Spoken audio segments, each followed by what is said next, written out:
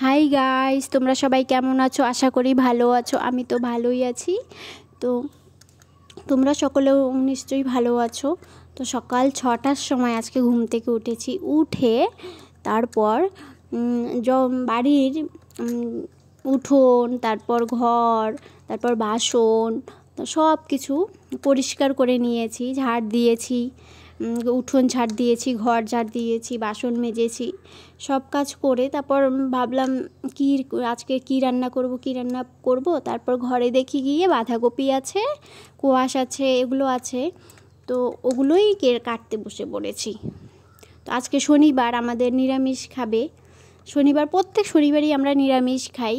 তো নিরামিষ খাবো বলে আজকে রান্না করব বাঁধাকপির ঘন্ট, আর হচ্ছে এইদিকে সোয়াবিন ছিল ঘরে, আর আমাদের ঝিঙ্গে হয়েছে গাছে, ঝিঙ্গে তুলে নিয়ে এসেছি, কাঁকরোল তুলে নিয়ে এসেছি। এগুলোই আজকে একসঙ্গে করে রান্না করব সব কিছুতে।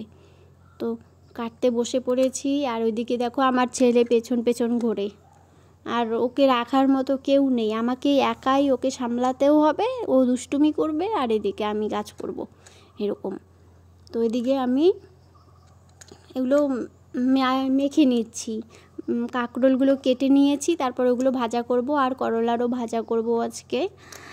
তো আমাদের গাছেই কাঁকরোল হয়, তো ওগুলো কি করব, আর এখন ওগুলোই ভাজা করে সবাই মিলে খেয়ে নিই। আমার বর কিন্তু কাঁকরোল খায় না, আমরা দুজনে খাই, শুধু আমার শ্বশুর আর আমি।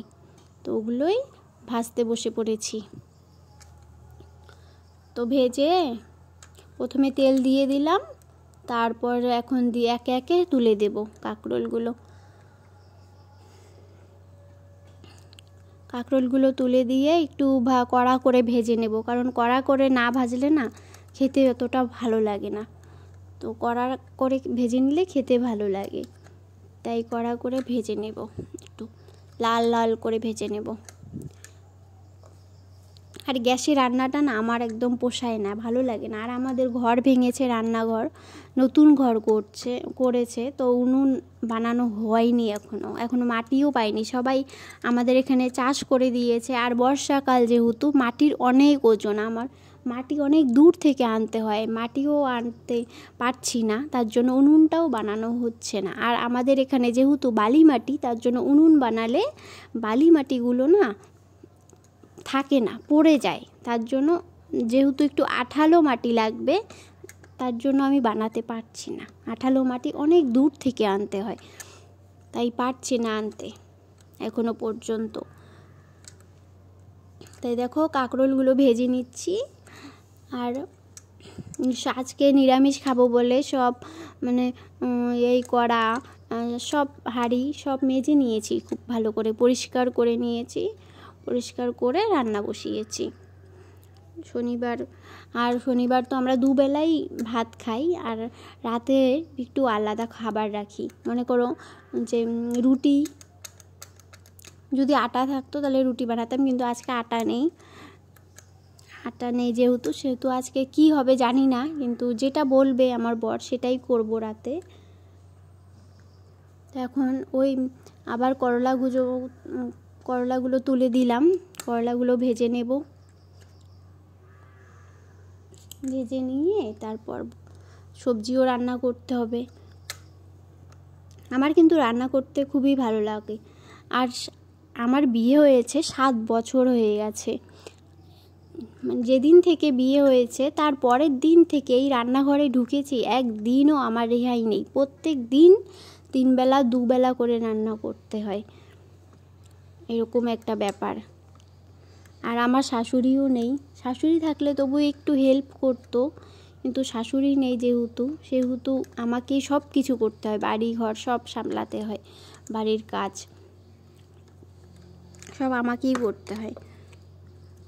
তাই দেখো 5 ফোড়ন দিয়ে, শুকনো লঙ্কা দিয়ে এই সবজিটা তুলে দিলাম।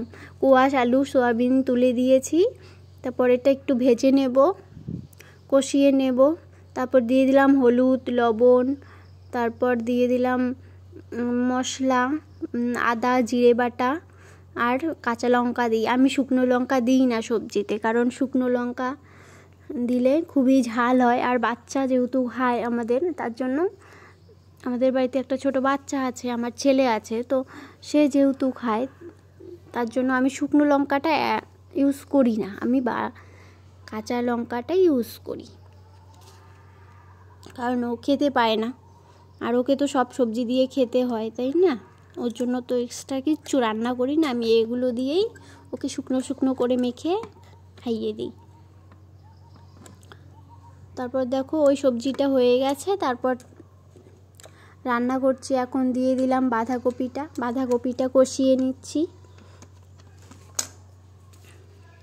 বাঁধাকপিতে দিয়েছি ঝিঙ্গে, আলু, বেগুন আর বাঁধাকপি দিয়ে একটা ঘন্ট। এটাও হয়ে গেছে, এই সবজিটাও এখন হয়ে গেছে। তারপর এই সবজিটা হয়ে গেছে, তারপর আমি আর ছেলেকে খাইয়ে দিলাম, খাইয়ে দিয়ে আমিও খেয়ে স্নান করে তারপর আবার পুজোতে বসে পড়েছি, পুজো দিলাম। পুজো দিয়ে তারপর ভাবলাম যে একটু নেল পালিশ পরি। ছেলেকে আবার ঘুম পাড়িয়ে রেখেছি, ঘুমিয়েছে দুপুরবেলা, ঘুমিয়ে তারপর আবার আমি নেল পালিশ পরছিলাম।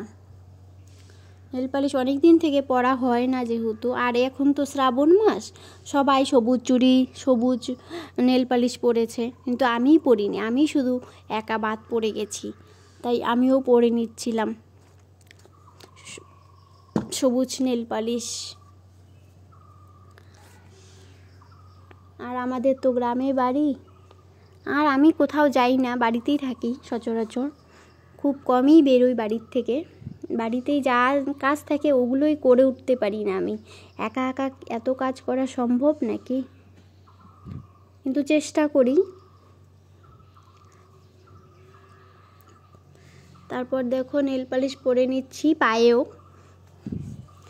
আলতা পরলে খুব ভালো লাগতো, কিন্তু আলতাটা পরিনি আজকে শনিবার বলে পরিনি, আমি বৃহস্পতিবার করে আলতা পরি, কারণ ওই দিন লক্ষ্মীবার, আর সেই দিনই ঠাকুর পুজো দেওয়ার আগে আলতা পরিনি, তারপর ঠাকুর পুজো দিই, লক্ষ্মী পুজো দিই, তো শনিবার দেখে আর পরিনি, শুধু নেল পালিশটাই পরে নিলাম। তারপর তোমাদের দাদা ভাই চলে গেছিলো কোচবিহার, ওখানে আমার ভুলের জন্য একটা ক্ষতি হয়ে গেল ওনার। উনি বলেছিল যে আমাকে ল্যাপটপটা খুলে দিতে, তারপর আমি খুলতে গিয়ে ল্যাপটপের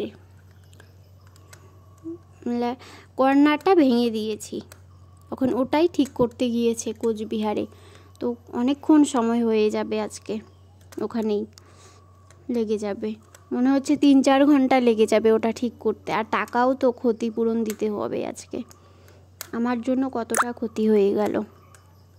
তো আজকের ব্লগটা এখানেই শেষ, টাটা। আর ভালো লাগলে সবাই অবশ্যই সাবস্ক্রাইব করে দেবে, আর লাইক কমেন্ট শেয়ার করে দেবে, টাটা। আর আমি নতুন চ্যানেল খুলেছি তো, আর আমি এতটাও ভিডিও করতে পারি না, ক্যামেরা ধরার লোকও নেই আমার, জানো।